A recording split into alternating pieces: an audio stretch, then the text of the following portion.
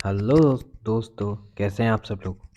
अपन आ चुके हैं अब part second of the freedom chapter को लेकर। मैंने पहला वीडियो शॉर्ट बनाया और दूसरा वीडियो भी शॉर्ट ही बनाऊंगा।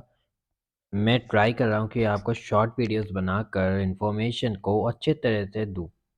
In this basis I will create only short 20 minutes under 20 minutes video, जिससे कि आप है ना सुबह की चाय पीते पीते भी वीडियोस देख सकते हैं। हाँ जी। अब एक बार देख लेते हैं अपन ने अभी तक क्या पढ़ा था। हमने अभी तक पढ़ा था कि किस तरह की फ्रीडम हम एंजॉय करते हैं। हमने इंडिविजुअल फ्रीडम और सोसाइटी की फ्रीडम के ऊपर बात की थी कि जो सोसाइटी की फ्रीडम है वो इंडिविजुअल फ्रीडम से कुछ हद तक अलग है।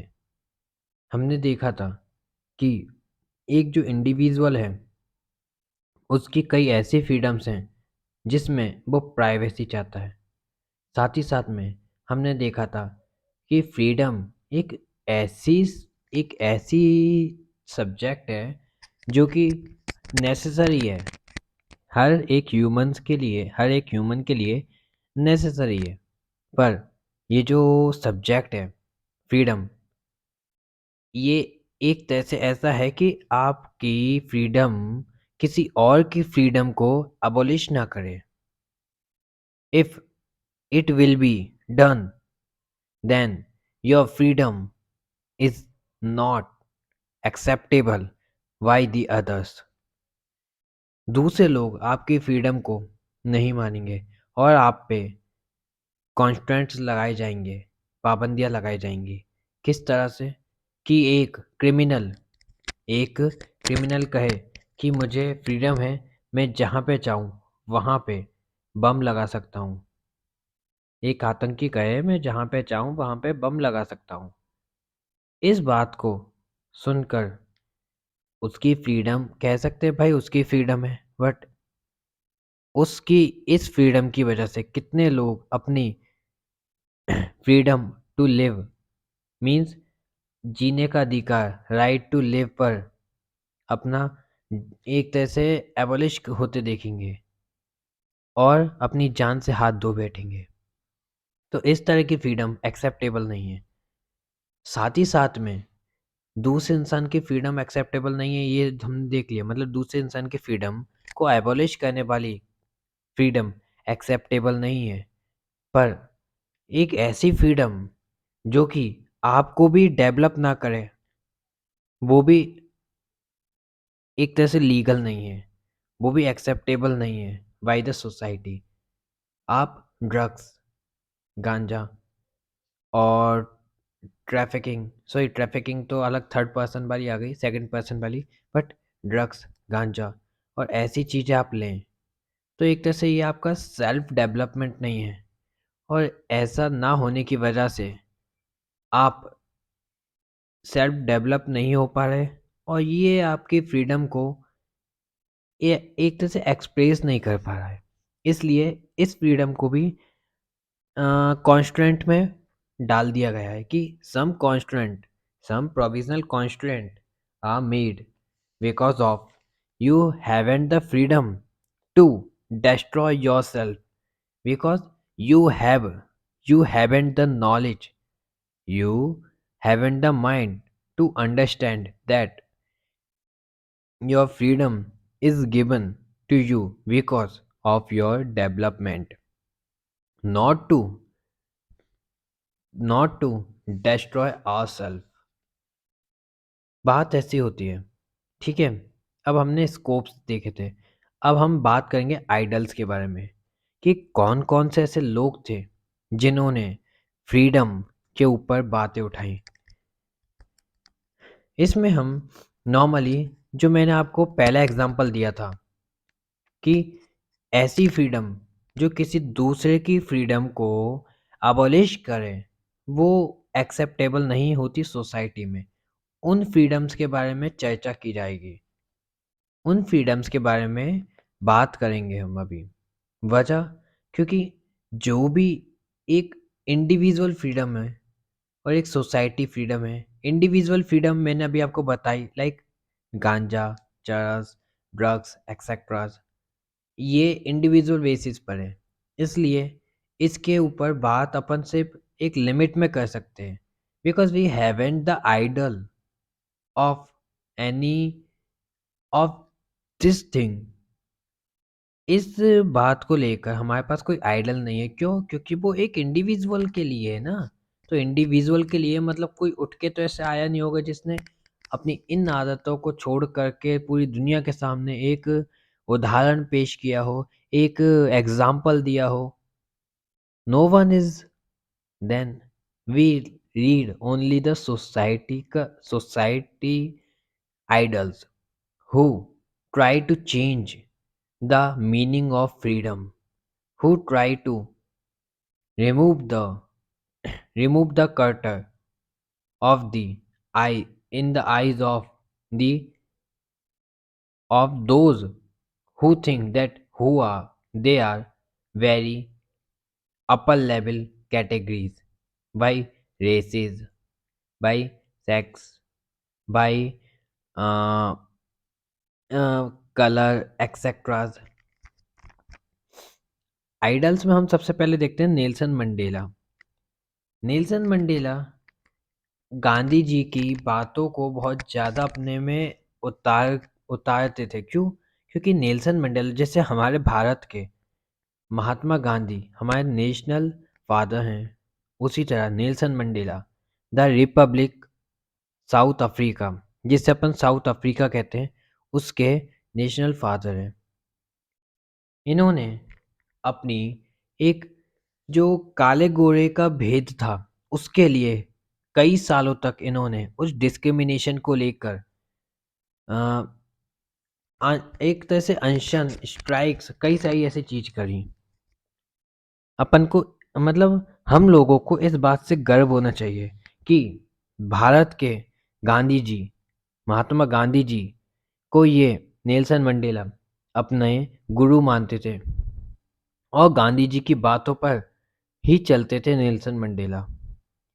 तो नेल्सन मंडेला ने कई साल लोगों की आज़ादी के लिए खुद की आज़ादी को दांव पे लगाया था। नेल्सन मंडेला 28 साल 1964 से लेकर 1992 तक जेल में बंद रहे थे, ओनली फॉर कि उनके लोगों को, साउथ अफ्रीका के काले लोगों को अपार्थाइड सिस्टम से आज़ादी मिले। नेल्सन मंडेला के बारे में हमने बात देखी कि नेल्सन मंडेला ने अपनी एक बुक लिखी थी, जैसे कि हिंद स्वराज नाम से गांधी जी ने लिखी थी ना 1909 में। उसी तरह नेल्सन मंडेला ने भी अपने लिए अपने ऊपर एक बुक लिखी जिसे हम कहते हैं ऑटोबायोग्राफी बाय नेल्सन मंडेला, जिसका नाम है long walk to freedom. Long walk क्यों कह रहे थे ये? क्योंकि 1964 से लेकर 1992 28 साल ये जेल में बंद रहे और 1964 में इनको अरेस्ट किया। उसकी वजह भी कुछ ऐसी होगी कि ये कई सालों से अपार्थाइड सिस्टम को हटाने के लिए कई स्ट्राइक्स, कई स्पीचेस करी होंगी इन्होंने। इस वजह से इनको पकड़ के जेल में डाल दिया और 28 साल तक इनको वही टॉर्चर झेलना पड़ा। 1992 में जब ये आज़ाद हुए तो 2-3 साल और 1995 तक इन्होंने और स्ट्राइक्स की और 1995 में बात हुई कि अब अपार्थाइड सिस्टम को हटाया जाएगा और 1996 में कॉन्स्टिट्यूशन, संविधान बनाया गया जो कि साउथ अफ्रीका में बनाया गया नेल्सन मंडेला के नेतृत्व में। ये सही चीज़ हम इसमें देखते हैं। लॉन्ग वॉक टू फ्रीडम यही कह रहा है कि नेल्सन मंडेला ने अपनी 1/3 जिंदगी 1/3 ऑफ हिज लाइफ सफर्ड और लिव इन द जेल में जिए थे अपनी 1/3 लाइफ को। नेल्सन मंडेला 28 साल, आप काउंट कर लें 28 साल के हिसाब से अगर अपन देखें तो अपन देखेंगे इसमें कि करीब करीब एक इंसान कितना जीता है। एक इंसान जीता है 84 साल, हाईएस्ट 84, 90 या 100। मान लें अपन वैसे माने तो 60 से 70 साल, राइट। तो अगर हम 28 साल को काउंट करें 3 से तो 84 ईयर्स नेल्सन मंडेला की अगर लिव हो तो 1/3 उन्होंने अपनी लाइफ जी थी जेल के अंदर। उन्होंने अपार्थाइड सिस्टम के ऊपर बात उठाई कि this ism in south Africa is very bad and this discrimination create a disturbance, create a uh, inequality in the society that will be abolished because the society is one. दक्षिण Africa में रंग भेद शासन के ऊपर उन्होंने आवाज उठाई। उन्होंने सेग्रीगेशनिस्ट पॉलिसीज को बंद कराने के लिए कई स्ट्राइक्स की। उन्होंने कई बातें कही, मतलब policies of the white regime, जो श्वेत शासन की अलगाववादी नीतियां थी। मतलब कि जो श्वेत शासन वाले लोग थे, जो वाइट लोग थे, white peoples who tried to separate the society by segregationist policies. इन्होंने क्या किया? इन्होंने हर जगह पर इस जो स्कूल थे उनको बांट दिया। ऐसा किया कि काले लोगों का अलग स्कूल और गोरे लोगों का अलग school, but the quality of both the schools are different. काले लोगों के लिए अलग हॉस्पिटल और गोरे लोगों के लिए अलग हॉस्पिटल। अगर काले इंसान को किसी गोरे इंसान के मोहल्ले में, सोसाइटी में जाना है तो गोरे इंसान से उसे परमिशन लेनी पड़ेगी। ऐसी चीज हम देखते हैं इसमें, जहाँ पे काले मतलब जहाँ पे गोरा कोई इंसान बैठा है जिस बस या रेल में, उसमें कोई भी काला इंसान उसके पास नहीं बैठ सकता। ऐसे डिस्क्रिमिनेशंस को हम देख रहे हैं। इससे होता क्या है? इससे जो पूरी एक सोसाइटी है वो दो दो तरह से बट गई है, बांटी जा चुकी थी। पहली थी ब्लैक पीपल्स की, दूसरी थी वाइट पीपल्स की। ब्लैक पीपल समझते थे कि हम नीच हैं, नीची कैटेगरी के हैं, इसलिए वो लोग डिस्क्रिमिनेशन को सफ़र कर रहे थे बिना आवाज़ उठाए। But Nelson Mandela not think that. उन्होंने सोचा कि ऐसे नहीं चलेगा। काले गोरे ये रेसिस के तौर पर हम सबको बांट देना, this is not a fair thing, it is not right. इस तरह से नेल्सन मंडेला ने अपनी आवाज उठाई और इस बात को, इस पॉलिसी को मिटाने के लिए काफ़ी स्ट्राइक्स, काफ़ी मूवमेंट्स चलाए। Humiliations and hardships created by the white peoples to the black peoples। काफ़ी मतलब जो गोरे लोग थे वो अपमान, कठिनाइयाँ पैदा करते थे, अपमान करते थे काले लोगों का, उनके लिए कठिनाइयाँ पैदा करते थे काले लोगों के लिए। कौन? गोरे लोग। इस तरह से जो वाइट पीपल्स थे, they are humiliate and create hardship to the black peoples, and it is created a two two parts of a society। ये चीज हम देखते हैं अपार्थाइड सिस्टम के होते हुए एक नेल्सन मंडेला के मूवमेंट्स में। नेल्सन मंडेला की जो फ्रीडम के लिए की गई स्ट्रगल, फ्रीडम के लिए की गई बातचीत उनमें, समझे? अब constant in the name of apartheid regime, ये बात उठाई नेल्सन मंडेला ने कि कॉन्स्टेंट आप मान रहे हो, मतलब अभी हमने क्या पढ़ा था? हमने पढ़ा था freedom is the absence of constraint, but some provisional constraints are are used for are used in the freedom। हमने ये चीज देखी थी, हमने देखा था कि कुछ प्रोविजनल कॉन्स्टेंट लगाए जाएंगे। तो साउथ अफ्रीका में भी यही बात हो रही थी। जब नेल्सन मंडेला कह रहे थे कि ये जो कॉन्स्टेंट आप लगा रहे हैं ये गलत है, तब जो वाइट पीपल्स की गवर्नमेंट थी उन्होंने कहा कि constant are created for the peoples because freedom is not the mean to do anything।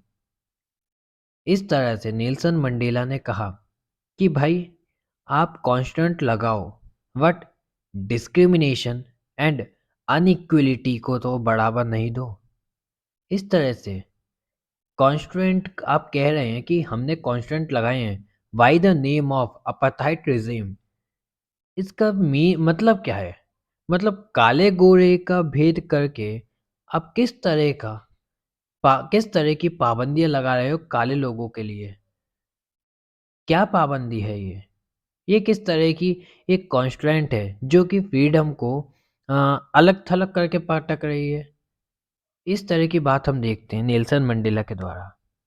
Mandela ji ने कहा this is not a constraint.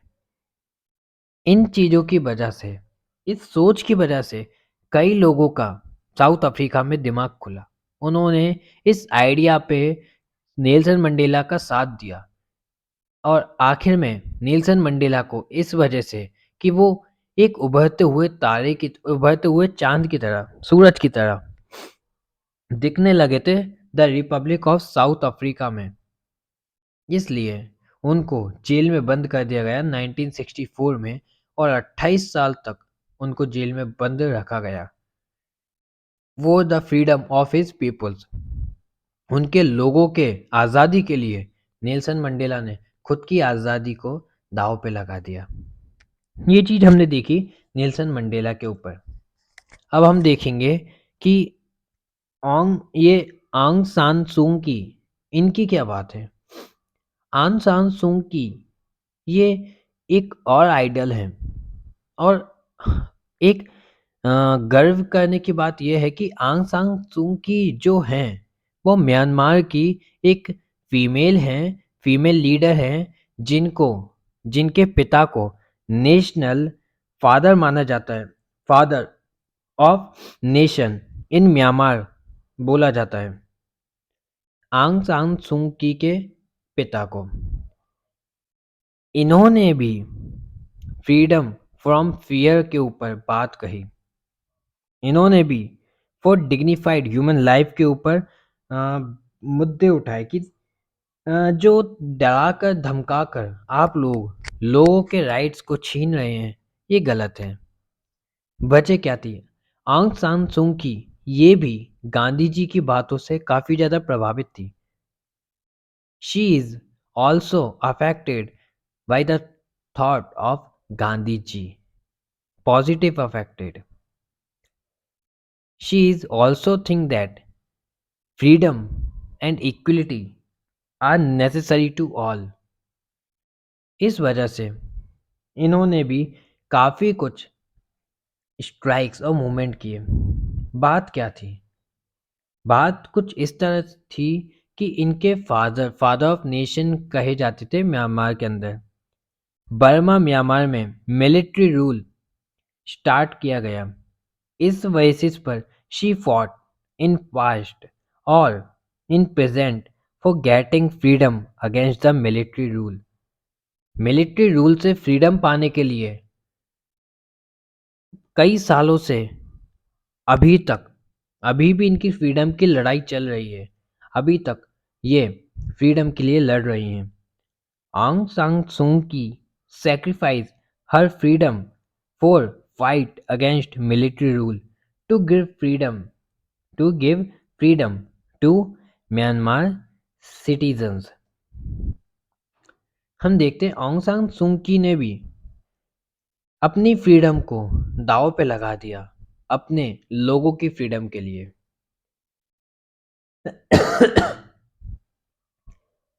ये मतलब यूरोप में इनके पति रहते हैं।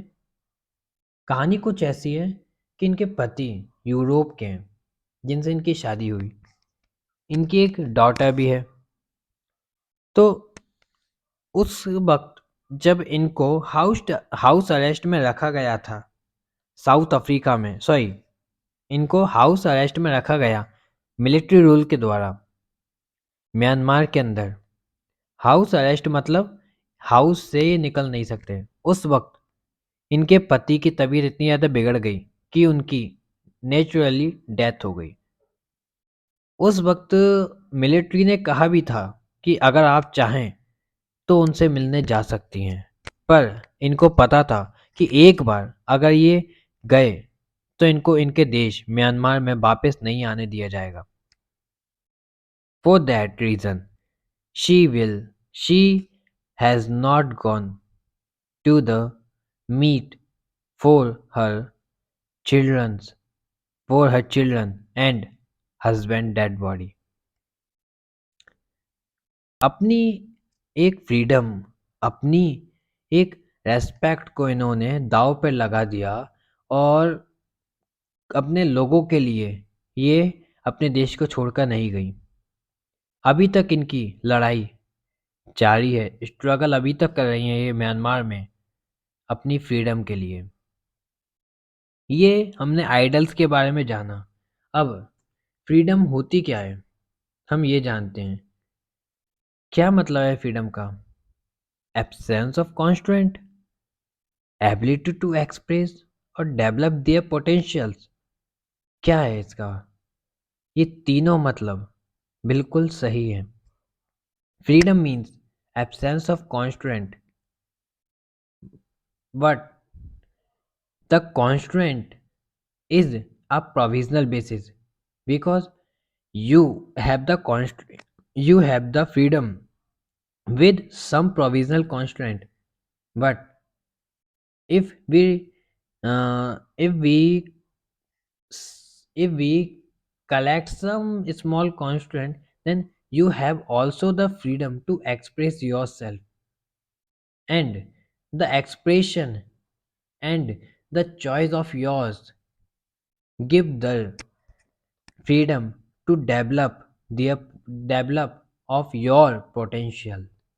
हम देखते हैं कि एब्सेंस ऑफ कॉन्स्ट्रेंट तो फ्रीडम का एक मीन है, जिसकी वजह से आप अपनी एबिलिटी को एक्सप्रेस कर सकते हो कि आप में क्या गुण है, आप किस चीज़ के लिए बने हो। जैसे कि अगर हम एक बच्चे से कहें कि तुझे जो भी करना है कर, अगर वो पढ़ना चाहेगा तो वो पढ़ेगा, अगर वो खेलना चाहेगा तो वो खेलेगा। आगे चल के क्या पता उसकी इस फ्रीडम को देने की वजह से वो आगे चल के एक बढ़िया खिलाड़ी बन जाए, या फिर एक ब्यूरोक्रेट बन जाए, मतलब कलेक्टर, या फिर आईपीएस ऑफिसर, या फिर अच्छा एक बिजनेसमैन बन जाए। Why? Because we give the freedom to ability to express, and this freedom create the development in their inside and develop their potentials। ये चीज हम देखते हैं फ्रीडम के अंदर। अब freedom and constraint, they are two sides of a coin. Freedom और constraint दो साइड हैं कॉइन्स की, एक कॉइन की। जैसे कि हम कॉइन को देखें तो हमारे पास क्या होता है, हेड एंड टेल, चिट या पट। तो उसी तरह फ्रीडम और कॉन्स्ट्रेंट एक सिक्के की दो साइड्स हैं। कॉन्स्ट्रेंट जो कॉन्स्टेंट होती हैं, जो पाबंदियाँ होती हैं, they are justified and unjustified in both cases. मतलब कभी कभी हमसे कहा जाता है कि ये हमारे ऊपर पाबंदी है, पर ये पाबंदी क्यों है उसे बता नहीं पाते कोई भी, because they are unjustified. but sometimes they are justified. Like if country said that the emergency are the emergency are created, emergency लगा दी गई है because of the national issue, because of some other countries try to attack the country. For that reason the emergency is made.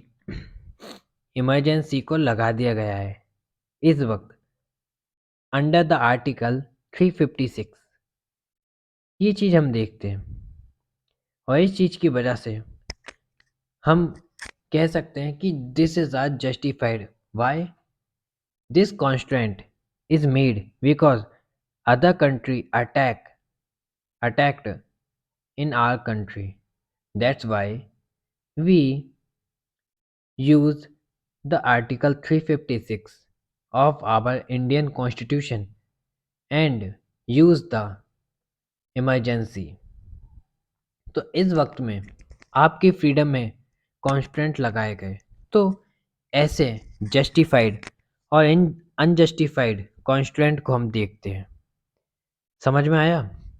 अब acceptable constants. Acceptable constant मतलब जो कि आप तक सीमित हैं, जो आपको डेवलप कर रहे हैं, कुछ ऐसे कॉन्स्टेंट के बारे में हम बात करते हैं।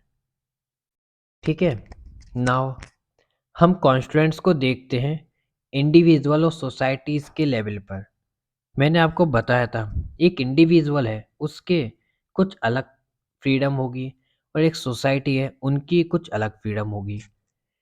जैसे कि individual absence of constant, sorry, individual absence of constraint, in other side society provision of condition for development।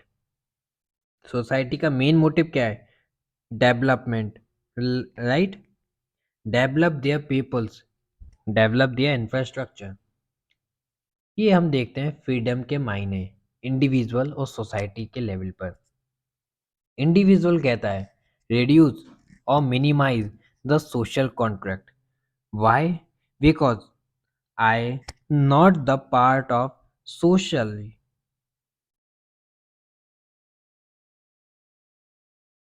ये चीज हम इसमें देख रहे हैं। ठीक है, हम इसमें देखते हैं कि इंडिविजुअल कहता है कि मैं सोसाइटी का पार्ट हूं पर मेरा इंडिविजुअल कॉन्स्ट्रेंट, इंडिविजुअल फ्रीडम होना चाहिए, मुझे सोसाइटी वाला अभी नहीं चाहिए। In the side of society, society की तरफ से हम कहते हैं पॉजिटिव डायमेंशंस, कि कुछ ऐसे कॉन्स्टेंट जो पॉजिटिवली हमको इफेक्ट करें, that constant will be acceptable by the society. Third point आता है इंडिविजुअल का। इंडिविजुअल बेसिस पर अवेलेबिलिटी टू चूज फ्रीली, खुद की मर्जी से वो चूज कर सके आज़ादी से रहना। सोसाइटी कहती है individual able to decide their destiny, means अकेला इंसान जो सोसाइटी का है, हर एक इंसान सोसाइटी के अंदर का कह सके कि मुझे अपनी एक डेस्टिनी, मुझे कहाँ पे किस हद तक जाना है, क्या पोजीशन लेनी है एक सोसाइटी के अंदर, मुझे क्या बनना है सोसाइटी में, इस चीज़ को डिसाइड करने की फ्रीडम हो इंडिविजुअल के हाथ में, सही, इंडिविजुअल्स के हाथ में सोसाइटी के अंदर। ये चीज़ हम देखते हैं इंडिविजुअल और सोसाइटी की बातों में। ठीक है, अब एक एग्जाम्पल देख लें कॉन्स्ट्रेंट क्या है। एक एग्जाम्पल के तौर पे मानिए अगर किसी बच्चे से फोर्सफुली काम कराया जा रहा है, आपने चाइल्ड लेबर को तो हटा दिया, गवर्नमेंट ने चाइल्ड लेबर को एक तरह से इलीगल बना दिया, जिसकी वजह से उस बच्चे को वहां से तो निकाल दिया जाएगा, उस जगह से काम कराया जा रहा है जहाँ पे वहां से निकाल दिया जाएगा। पर अब निकाल के उसको ऐसे ही थोड़ी छोड़ दोगे? उसको अगर ऐसे ही छोड़ दिया तो वो खाएगा क्या, जिएगा कैसे, रहेगा कहाँ पे, उसकी परवरिश कौन करेगा? आफ्टर ऑल वो बच्चा है, तो इन चीजों को कौन देखेगा? ये बात हम देखते हैं नॉर्मली। हट सिर्फ चाइल्ड लेबर को हटाने से काम नहीं बनेगा, उसके ऊपर के अनरीजनेबल कॉन्स्ट्रेंट से उसको फ्री करवाना, साथ ही साथ उसको एक you have to make available better education opportunity which help him to develop their potential. उसको वहां से निकाल करके एक अच्छी एजुकेशन दिलाना, ये भी आप, जिससे कि उसकी पोटेंशियल बढ़ सके, ये भी काम करना चाहिए। सॉरी। ये सारी चीज हम देखते हैं इसमें। अब हम बात करते हैं इम्पोर्टेंस ऑफ फ्रीडम के बारे में।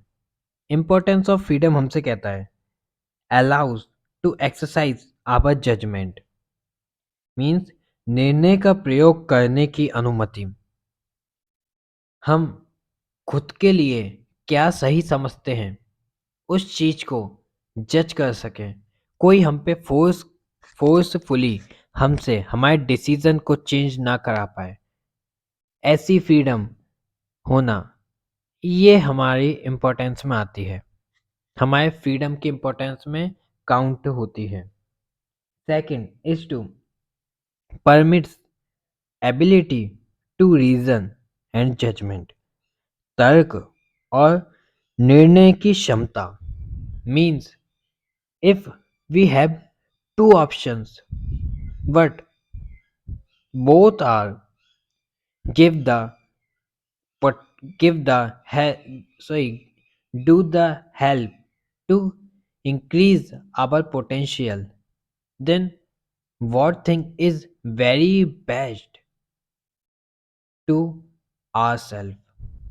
ये चीज हम इसमें देखेंगे कि भाई चीज हमारे पास दो हैं, लेकिन तर्क करके हम हमारे लिए कौन सी चीज ज्यादा अच्छी है उसके बारे में जानकर उसको यूज करना हमारी फ्रीडम की बात, हमारी फ्रीडम की इम्पोर्टेंस में आता है। ठीक है। अब हम देखते हैं फ्रीडम के बारे में हमने बात कर ली। हमारे इंडियन लेवल पे हम फ्रीडम को अगर देखना चाहें तो my life is my message, कौन कह रहे हैं? गांधी जी। हम देखते हैं स्वराज की फीलिंग। स्वराज तिलक का, बाल गंगाधर तिलक का स्वराज, गांधी जी का स्वराज। हम इनके स्वराज को देखते हैं। हम देखते हैं स्वराज की जो मीनिंग है वो दो वर्ड से मिलके बनता है। पहला स्वा, दूसरा राज। मतलब स्वा मतलब सेल्फ, मतलब खुद की, खुद का राज, और दूसरा रूल मतलब सेल्फ रूल, खुद का राज। तो जो स्वराज है वो कहता है खुद के द्वारा खुद का राज हमारा स्वराज है। रूल ऑफ द सेल्फ, खुद का शासन, खुद का राज, रूल ओवर सेल्फ, खुद के लिए अच्छी चीजों को चुन करके राज करना, यही हमारा स्वराज है। मीन्स हमें हक होना चाहिए कि हमारी जनता के द्वारा कुछ रिप्रेजेंटेटिव्स को चुना जाए और वही रिप्रेजेंटेटिव्स हमारे लिए कानून बनाएं, जिससे हम ये डिस्क्रिमिनेशन लड़की लड़के के ऊपर, काले गोरे के ऊपर, ब्राह्मण शूद्र के ऊपर और कई तरह से मेजॉरिटी और माइनॉरिटी के ऊपर कई तरह के इन डिस्क्रिमिनेशन से दूर हो सकें और सब बराबर मान सके अपने आप को। रूल ओवर सेल्फ, खुद का रूल, इन डिस्क्रिमिनेशन से बढ़ कर के हमारा स्वराज होगा। क्यों? क्योंकि जब तक इस थॉट को आप मान नहीं लोगे, अपना नहीं लोगे, तब तक क्या होगा? अमीर अमीर बनता जाएगा, गरीब गरीब रह जाएगा। ये चीज हम देखते हैं। स्वराज का मतलब ही ये है कि आपको अपना रूल तो चाहिए, लेकिन वो रूल आपको क्यों दें? कोई आपको रूल क्यों दे? क्या खासियत है आप में? अगर आप ये सोचोगे कि हम महान, मतलब आप महान और सब नीचे, तो एक तरह से तो आप भी वही काम कर रहे हो जो काम अंग्रेज करके गए थे। तो ये तो गलत है। इस तरह का self rule they are not want. ये लोग, जो सोसाइटी है वो चाहती है एक ऐसा रूलर, एक ऐसा लीडर जो कि उनके शासन को दिखाए, रिप्रेजेंट करे, साथ ही साथ में डिस्क्रिमिनेशन की थिंग से दूरी बना के रखे, हर किसी को अपना समझे, चाहे वो लड़का हो या लड़की हो, चाहे वो ब्राह्मण हो, बनिया हो, शूद्र हो, किसी भी जाति का हो, चाहे यहाँ तक कि वो ट्राइबल्स भी हो, मतलब जनजाति का भी हो, जो मतलब जो जंगलों में रहती है, सबको अपना समझे। ऐसा माइंडसेट आप बनाओगे तब जाके आप स्वराज की परिभाषा को, स्वराज के कॉन्सेप्ट को अपने अंदर फील कर पाओगे। ये चीज हम देखते हैं। ठीक है, अब बात आती है इंडिजीनियस इंडिजीनियस कॉन्सेप्ट की, कि बात आपने कर दी स्वराज की, वहां तक तो ठीक है, लेकिन क्या मतलब है स्वराज का? ये भी अभी हमने देखा स्वराज का कॉन्सेप्ट क्या है, पर what the mean of Swaraj in other way? एक आपने बता दिया एक मीन, अब दूसरा मीन बताओ फ्रीडम के तौर पे स्वराज को क्या, कैसे हम यूज कर सकते हैं? हम यूज कर सकते हैं by the constitutional and political demand, कि हम अपनी डिमांड्स को रखें, कई सारे लोग रिप्रेजेंटेटिव को चुने जो कि कॉन्स्टिट्यूशन लिखें और अपनी डिमांड्स को रखें, जैसे कि बी आर अम्बेडकर जी ने रखी कि इस डिस्क्रिमिनेशन को अलग करो, नहीं तो हमको इलेक्टोरल न्यू एक न्यू इलेक्टोरल सिस्टम दो। जैसे कि आपने मुस्लिमों को दिया, अब हमें भी दो, जिससे हम भी अपना एक हिंद बनाएंगे और उसमें हम शूद्र लोग भी रहेंगे। इस तरह की बातें करने की वजह से देश के अंदर शूद्रों को भी बराबरी का हक मिलने लगा। इस तरह की बात हम देखते हैं indigenous concept by the Swaraj के ऊपर। हम देखते हैं सोशल कलेक्टिव लेवल, कि हर एक इंसान की फ्रीडम को, हर एक इंसान को इक्वलिटी के तौर पर देखा जाए, इस बात को, ये सारी चीज हम देखते हैं स्वराज के ऊपर फ्रीडम को यूज करते हुए, स्वराज के माइंड ऑफ थॉट से फ्रीडम को। ठीक है ना? अब महात्मा गांधी जी ने एक बुक लिखी थी 1909 में, हिंद स्वराज, जिसके ऊपर उन्होंने कहा था रूल ओवर द सेल्फ। उन्होंने कहा था कि आप लोग तब तक एक स्वराज नहीं बना सकते जब तक आप अपनी इस नीची सोच को छोड़ नहीं दोगे। अपनी सोच को आपको बदलना पड़ेगा। ये बात उठाई थी महात्मा गांधी जी ने और कहा था कि try to change your mind. इस तरह की बात गांधी जी ने अपनी हिंद स्वराज बुक में लिखी थी और अच्छे से कहा था कि सबको बराबरी पे मानो, तब जाके आप एक स्वराज को निर्मित कर सकेंगे। You are develop a swaraj in India. अब एक बात उठती है कि स्वराज के फंक्शंस क्या हैं? Swaraj is not just freedom. Swaraj का मतलब फ्रीडम ही नहीं है। क्यों? क्योंकि हम देखते हैं 1950 सॉरी कि जो 19 मतलब 1919 के आसपास, 1929 या 1919 के आसपास गांधी जी ने जब नॉन कॉर्पोरेट मूवमेंट में खिलाफत मूवमेंट और स्वराज मूवमेंट को ऐड किया और नॉन कॉर्पोरेट मूवमेंट बनाया, उस वक्त जो प्लांटेशन वर्कर्स थे, जो अंडर अंडर प्लांटेशन एक्ट 1859 के अंडर थे, उनको एक फ्रीडम मिली थी। वो सोच रहे थे कि गांधी जी ने कहा है स्वराज के तौर पे चलने का, और उनका उनके लिए फ्रीडम क्या थी कि वो अपने घर वापस आ सकें। तो उस तरह से गांधी जी का जो थॉट था वो उनके लेवल पे बदल गया, उनकी फ्रीडम के लेवल से, उनकी सिचुएशन से वो थॉट बदल गया, जिसकी वजह से वो अपने घर के लिए रवाना हो गए और उनको बीच में ही पकड़ के मारा गया, पीटा गया। ये चीज हम देखते हैं। इस चीज की वजह से सॉरी, इस चीज की वजह से कहा जाता है Swaraj is not just freedom.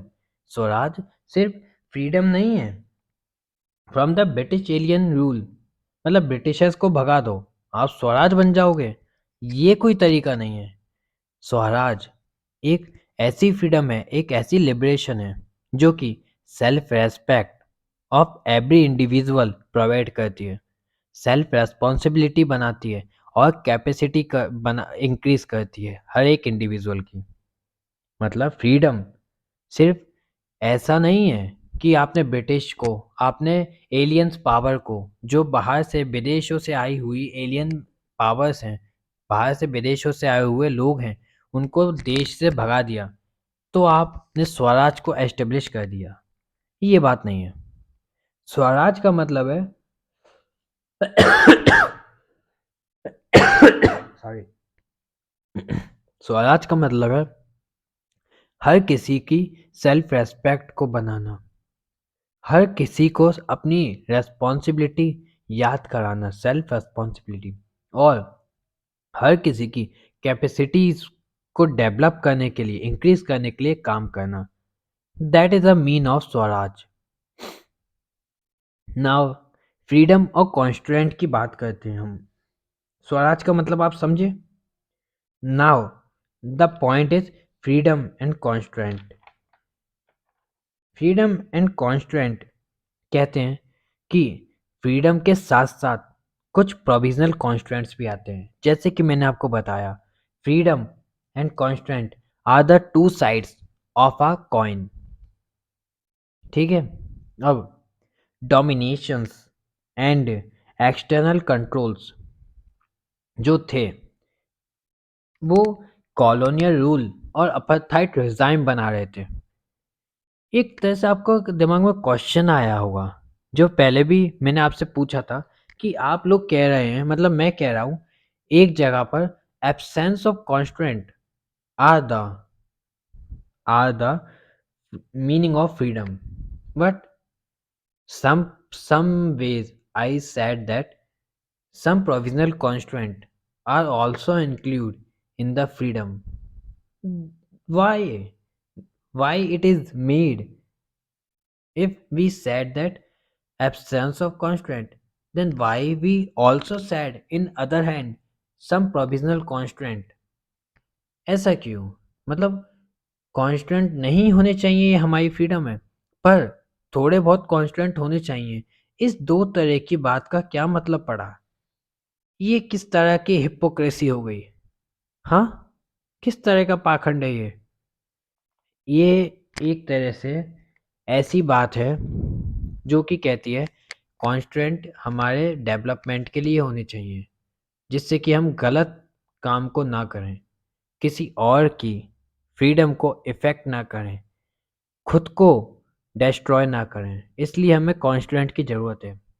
लेकिन इसी बात को उठाते हुए दिमाग में एक और क्वेश्चन बनता है कि अगर कांस्टेंट ज़रूरी है तो अंग्रेज क्या कर रहे थे, एक्सटर्नल पावर्स क्या कर रही थी? वो भी तो हमारे ऊपर पाबंदियाँ लगा रही थी, वो भी तो कांस्टेंट लगा रही थी। Then why we said they are wrong, they are doing wrong? क्या वजह थी कि हमने उनको गलत ठहराया कि है ना ये लोग गलत कर रहे हैं?